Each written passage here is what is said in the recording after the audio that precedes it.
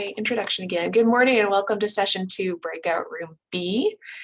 This is Embracing Information Wellness, a new paradigm for teaching information literacy. I am so happy to introduce our presenters, Maya Hobscheid from Grand Valley State University and Meredith Knoff of Indiana University, Bloomington. There will be time at the end of this presentation for questions. In the meantime, feel free to use the chat. And I will turn it over to our presenters now. Great, thanks, Jen. Hi, everyone. Welcome. We're really glad that you're here with us today. So I'm Meredith. I am the Learning Commons Librarian here at Indiana University, Bloomington. And hi, I'm Maya Hobscheid. I am the Instructional Design Librarian at Grand Valley State University. So before we kick it off, I just want to share I'm getting over a nice allergy sinus infection. So I am having some vocal problems. If you need me to repeat anything or state it again, please just let me know. I'm happy to go back. So today we're going to review a new approach to teaching information literacy by bringing it out of the curricular context and looking for ways to embed it in already established campus programs and partners.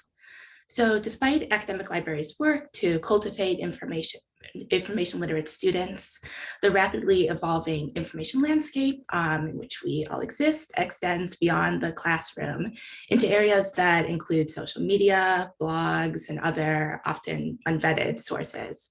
So because information literacy instruction often remains embedded in coursework, it can be difficult to determine if students are transferring the knowledge practices and dispositions of an information literate individual beyond graduation. So while the adoption of the ACL framework for information literacy opened up the approaches to and understanding of information literacy, many undergraduates do not attend graduate school and would benefit from broadening their understanding of information literacy.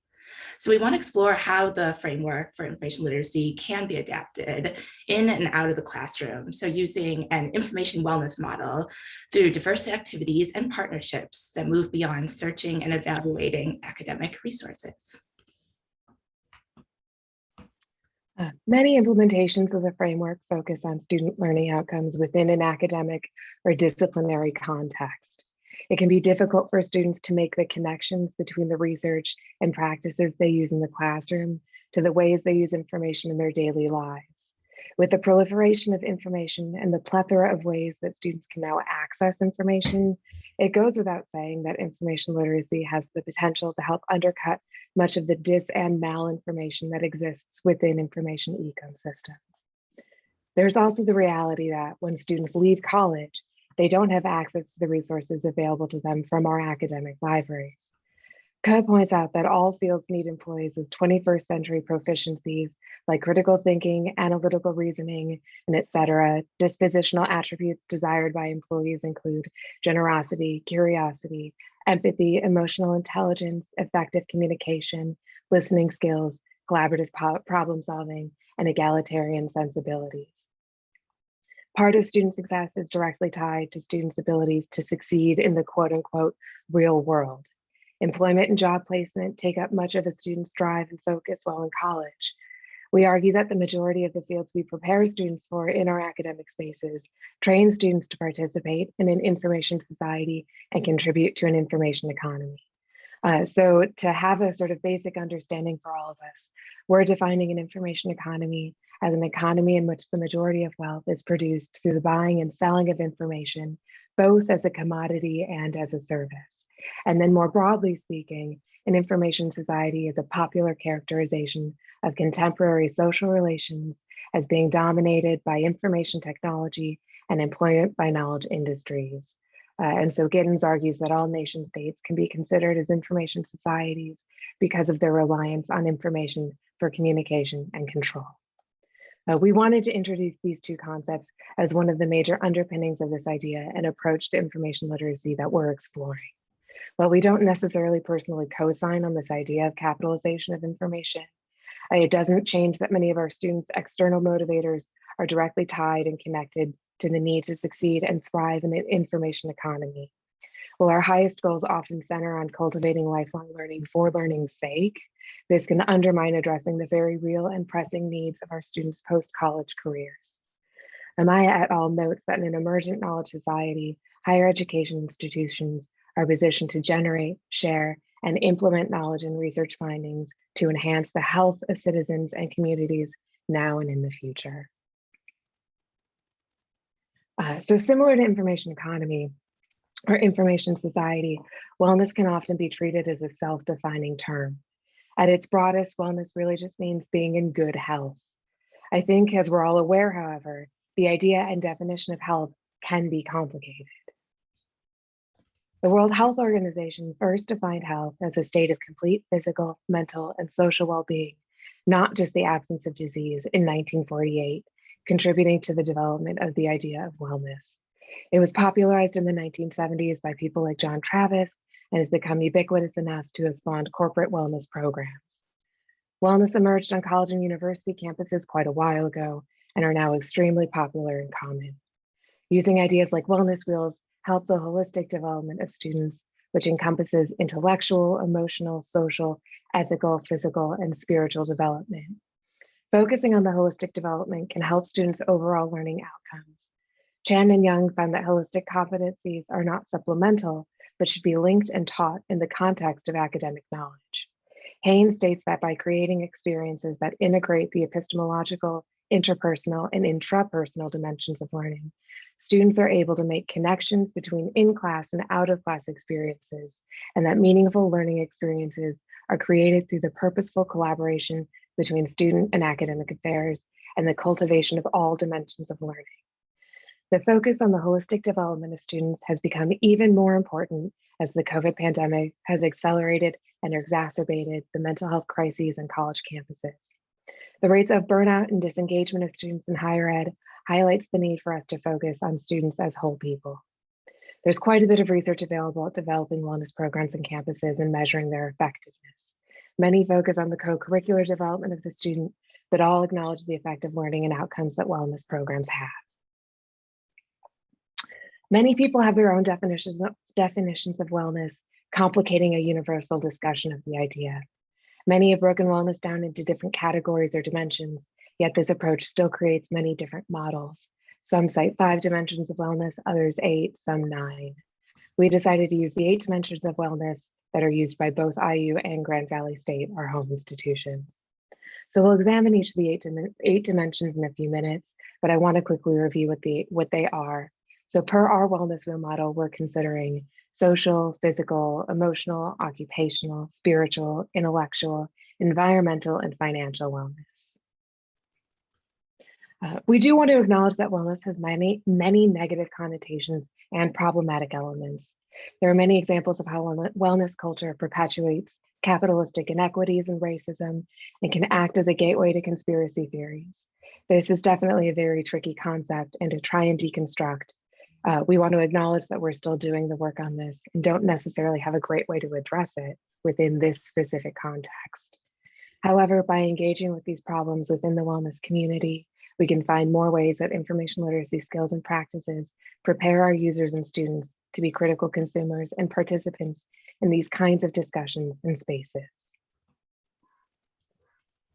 So before we look deeper at information wellness, I'm going to provide a brief overview of the literature in which wellness and information literacy intersect. So first, Lisa Hinchcliffe and Melissa Wong first introduced the wellness wheel to librarianship by looking at how it can be used to develop a more holistic approach to supporting students.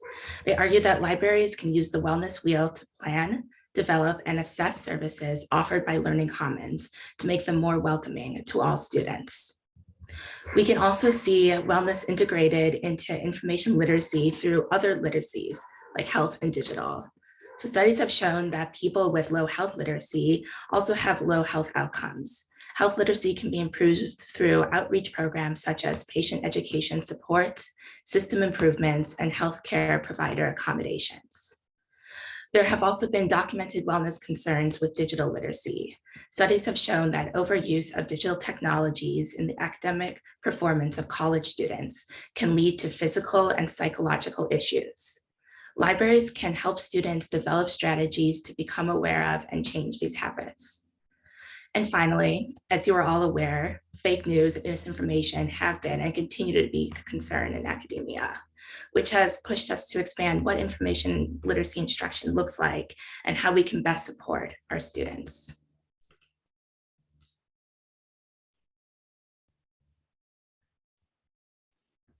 So to start our exploration of information wellness, we'll each define the dimension of the wellness wheel we're talking about, outline which frames we think connect to it, and provide some examples of what this might look like.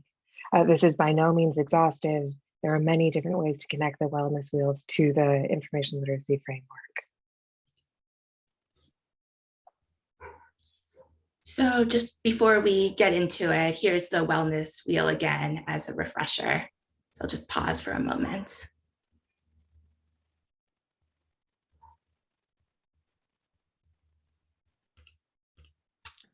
So we'll start with social wellness. So the social wellness dimension involves having healthy relationships with friends, family, and the community, and having an interest in and concerns for the needs of others and humankind. A significant part of what students do in college is build networks and relationships on campus, in their communities, and globally. Social wellness can help them better understand how to do this. We see research's inquiry as an integral frame for this dimension. We can use information to access human conditions that we don't have through literature, human rights groups, and testimonies.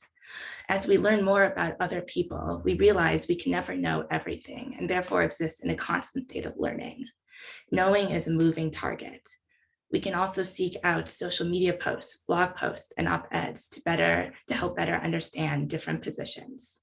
So understanding these positions can foster communication and connection. We can also look to information creation as a process. Knowledge creation is a social practice. Specific communities and culture create knowing through social practices. And finally, scholarship as conversation can help us connect and communicate with others as an information gathering practice. Physical health encompasses wellness in relation to the physical body. This dimension is made up of nutrition, exercise, and understanding and accessing appropriate healthcare. This dimension may seem straightforward. However, it can be dramatically impacted by a person's personal and social identities. So this is what led us to the authority as constructed and contextual frame. Different social and religious communities rely on different healthcare information and providers, looking to and relying on different conceptions of experts. One example is the Christian Scientists, who maintain that Christian Science prayer is the most effective when not combined with medicine and may not seek medical care. Another recent example is the Hasidic Jewish community in New York City and their vaccine hesitancy. These complicating definitions of authority foster the need for nuance when discussing a dimension like physical wellness. It's dangerous to assume that a community operates as a monolith and that all members share all beliefs. Introducing practices from the authority's constructed and contextual frame can promote discussion and empathy around people's personal belief systems when it comes to physical wellness. Another way to examine authority through the wellness dimension is to consider the disability community when it comes to things like the neurodiversity movement and social versus medical models of disability. While medical professionals are often posited as the experts in physical wellness, there are many historical examples of how they have marginalized and harmed communities. Searching as a strategic exploration is another frame that we connect to this dimension. When searching for diet nutrition information, for example, many wellness and diet influencers have risen significantly in society, developing and marketing niche, often unhealthy diets, like the carnivore diet promoted by Jared Peterson, or wellness blogger Belle Gibson, who claims that a whole foods diet cured her of terminal cancer. The searching as a strategic exploration frame can help open up discussions about the need to validate and seek out multiple sources of information before committing to things like diets.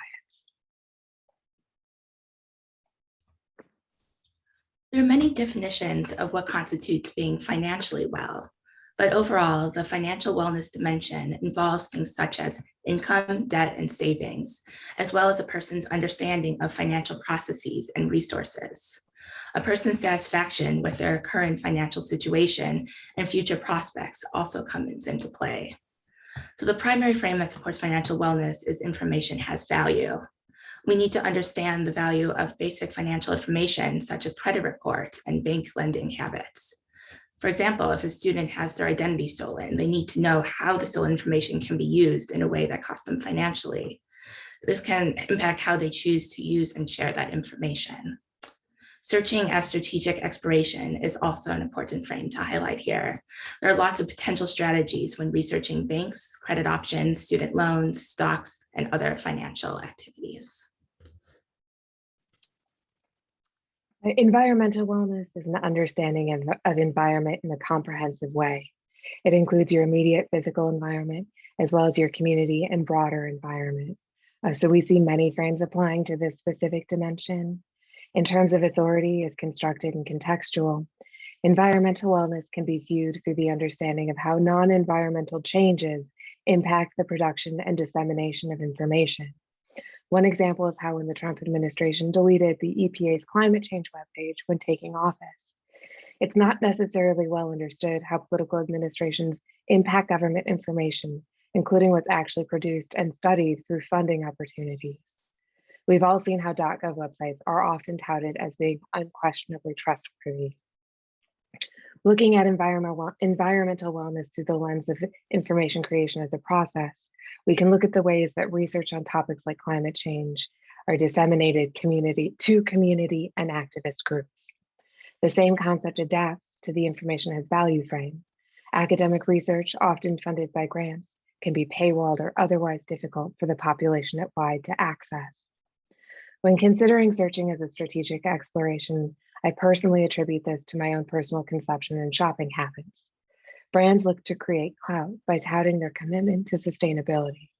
However, many don't actually use sustainable production methods or ethical labor practices, but rely on branding and other marketing messages.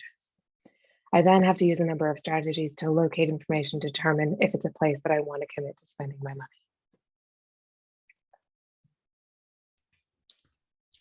The intellectual wellness dimension involves many things that keep our brains active and our intellect expanding. In a broad sense, this dimension can involve looking at different perspectives of an issue and taking them into consideration through a number of activities, from learning about current events to organizing game nights in your home or community center. You can broaden your perspective and understand diverse points of view. So intellectual wellness is obviously very well aligned with all the frames. Intellectual wellness promotes critical thinking and lifelong learning, often the goals of colleges and universities, libraries, and often the goals of colleges and university libraries can highlight their roles here especially. So instead of exploring how all the frames map to intellectual wellness, I'm just going to touch on one, research as inquiry. So this frame is vital in teaching students how to evaluate sources for disinformation and malinformation, and how to identify and mitigate the harm of algorithmic bias. So for us, spiritual wellness is a particularly complex one. It looks at being a part of the common good, having purpose, and living a life that has your values as the main compass to make decisions and choices. Within this, it means it's not necessarily strictly tied to religion.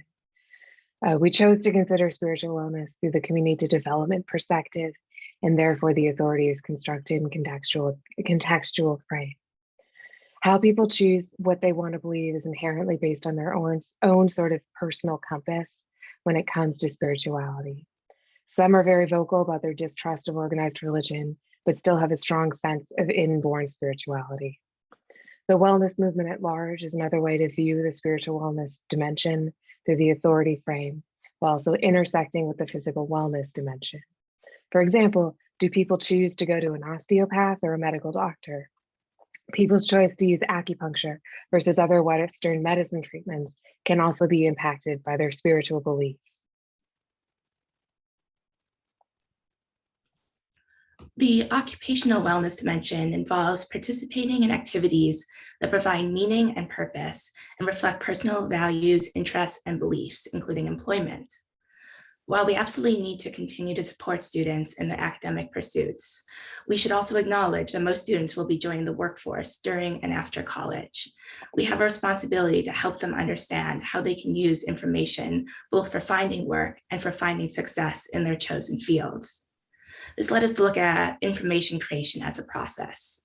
In an information economy, most jobs will involve creating information, and it is vital that our students understand the process of creating information before they enter the workforce. This also connects to information has value. The information that we create for our employers doesn't always belong to us. The kind of information students can access and what kind of information they'll need to be effective at their jobs will also vary depending on their employment. For example, students entering grad school will have significantly different access than a student entering consulting or a law office, contract work, government employment, corporate office, just so on and so on. And research as inquiry helps us see that work is iterative, and information helps us build occupational expertise and advancement. And finally, searching as strategic exploration is useful for finding companies and fields and evaluating them when entering the workforce. The emotional wellness frame has to do with your emotional life, being aware of and validating your feelings and emotional reactions to different situations. It includes your ability to cope with stressors and difficult circumstances and building resilience in times of uncertainty. We see many frames applying to this specific dimension. Searching as a strategic exploration can intersect with research as inquiry in this case. It can include being able to conceptualize questions or understandings around your emotional wellness, while also being able to iterate inquiries when searching for information to better understand your emotional and mental health. This extends to the ability to seek out supportive services, not only identifying providers, but researching different therapeutic modalities, medications, and etc. We include authority as constructed and contextual for the same reasons we outlined in the spiritual wellness dimension. People's spiritual beliefs directly impact the way they seek out information and emotional wellness.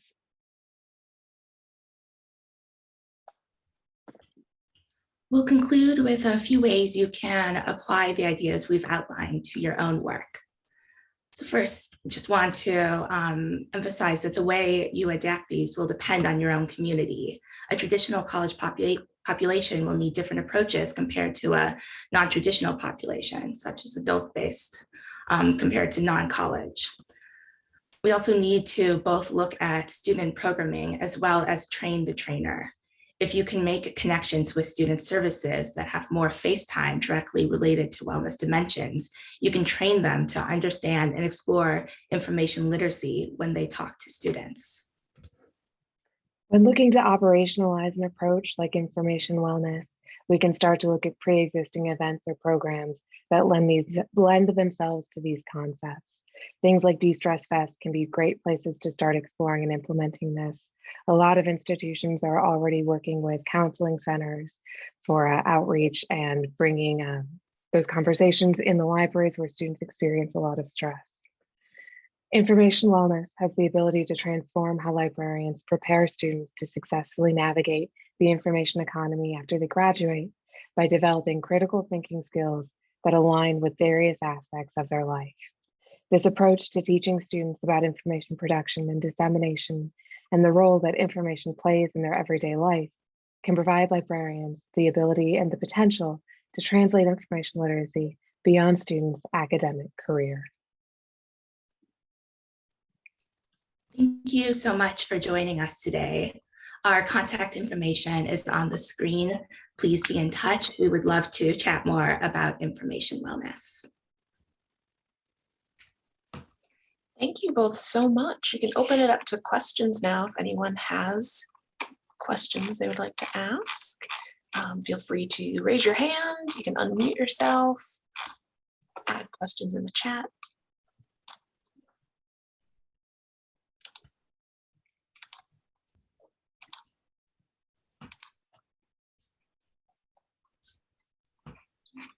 Got a request to see your contact info again.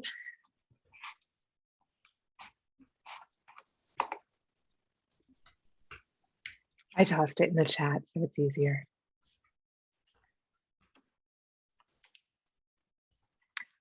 Yeah, I'll say this is definitely, Maya and I have been exploring this concept for about the last year or so, and it's really something that we're kind of at the next stage. We're really looking for sort of feedback from a community of practice to see how this can extend beyond our own limited understanding. I work with a lot of campus life, student affairs departments here at IU. The specific one that kind of led me to this was our Office of Financial Literacy. They're currently undergoing a change to the title of Office of Financial Wellness. And through conversations with the director of that, it really kind of brought this this light of how information underpins all of these activities and all of these services that people across campus are doing, and how the library can really start to support those information seeking habits of students. And it's facilitated a lot of referrals and a lot of different ways of designing our services, at least here in the Learning Commons at IU. I'll just add, it's been really wonderful getting to collaborate with Meredith on this because she's bringing in this very different perspective. I'm coming as an instructional design librarian. I really do a lot more just more traditional information literacy instruction. And so it's really helped me expand what that can look like, but it is also still very new for me. And I would love to hear other perspectives and other thoughts and help me start thinking about ways to use this more practically in my own work. And Zoe, I see your question, how partnerships have used to promote different aspects of wellness. I mentioned the financial wellness one. So every Monday, the financial literacy office, they have peer tutors called the Money Smarts tutors. So they come to the library and they offer consultations about any kind of financial element of a student's life. We've done co-activities with them. We did it during Open Access Week to start conversations about textbook costs of textbooks. We've cross-partnered, so I manage the Learning Commons research desk. They've come to talk to my graduate students that staff that desk about how finances impact students' research habits. I've also done a lot of work on voting literacy. So during election cycles, our research assistants will offer voting literacy consultations. And a lot of this will go into that, especially the authority is constructed, kind of frame of how we understand it through this paradigm or model. Other ones that I've done are, I helped to organize De-Stress Fest. We also do a lot with new student orientation. And so we try and capture students through various elements of that to build up the library as a partner, not just for their academic and curricular work, but also other ways that they need to seek out information. Another office I work with is the Office of International Services. We've done a lot of partner events in the library. International students as a population need a very specific set of information that often go outside of the curricular sort of sphere or their disciplinary sphere. So that's a great opportunity to talk to the office on campus about the ways that the library can get access that they may not know, helps them save money too on what they are spending in terms of getting information to students. That was a pretty quick rundown of all the different people that I work with. As I said before, I really, in my position, I don't have the opportunity to partner as much with other groups on campus. One group that I do work with is our knowledge market at GVSU, which is a partnership of research, writing, speech, and digital consultants. And that's an opportunity for us to think about how can we support students holistically in their research. So more of the intellectual wellness, but starting to explore what that looks like. And I hope to continue finding new ways to bring in partnerships into my work. And Kendall, I see yours. So this is interesting, right? Because Maya and I both work at public institutions. So there's a very real limit to what we can and can't kind of offer as opinions, especially because a lot of that does cross into that sort of political sphere. So one of the things that I teach the research assistants I work with, since they have the majority of the face-to-face interactions with students in the Learning Commons, is to follow an inquiry-based model when having research consultations, which really posits the student as answering questions. So we're more the facilitator. It's getting students to define what their own sort of value-based system and what they've kind of identified as authority, and then use really challenging questions to get them to reconsider what their sort of preconceived notions are, and then offer them other kinds of information or other kinds of sources or other kinds of authority, and then use that same questioning process to get them to reflect on what their perspective is. We've had over the last 2 years, a lot of people coming with sort of that COVID research model. As we've gone through, we've seen a lot of undergrads doing the research around vaccine hesitancy and vaccine effectiveness. And so that's come up a lot. And with the way the information cycle runs, right, it takes a long time for certain kinds of information to get produced.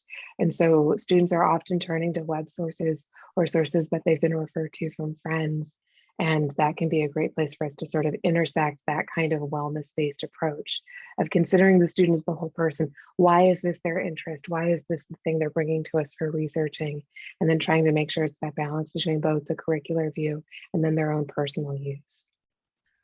And I've been doing a lot of work in my instruction around the emotional impacts of research, which I think intersects with this, is why do we experience certain emotions when we come across research? How can we sort of examine those? How does bias act into that? Because emotions is a form of bias when we're doing research. And I think a lot of that's taking the shame out of that, taking the shame out of bias, the shame out of emotion, and so that we can have real discussions about these sources and what we're seeing and how we can use those. And I think it's complicated.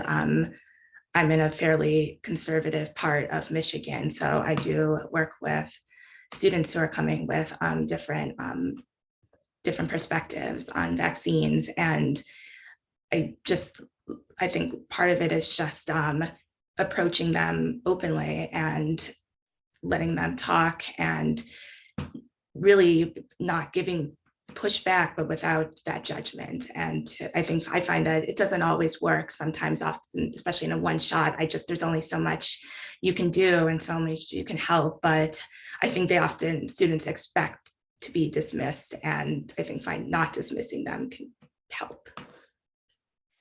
I think this also kind of gets to our conception of what a train the trainer method would look like for this kind of concept. Again, I've got really good contacts with people over at the counseling center, and I tell them a lot, like, you have the subject expertise, but you may not have this form of language to talk about information and information seeking. And that's the thing that I can offer you, is a way to sort of frame how students seek information in this kind of new language and in this new way of thinking and approaching of it.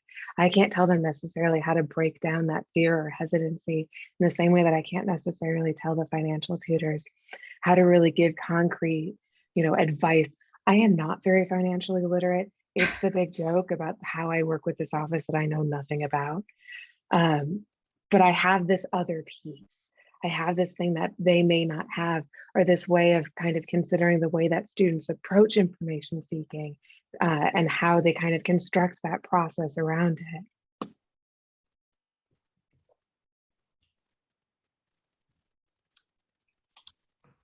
Thank you both so much. I really enjoyed this presentation. It's a concept that I'm pretty unfamiliar with. We do have more time if folks have additional questions. Feel free to unmute yourself if you'd like, raise your hands, or enter them in the chat.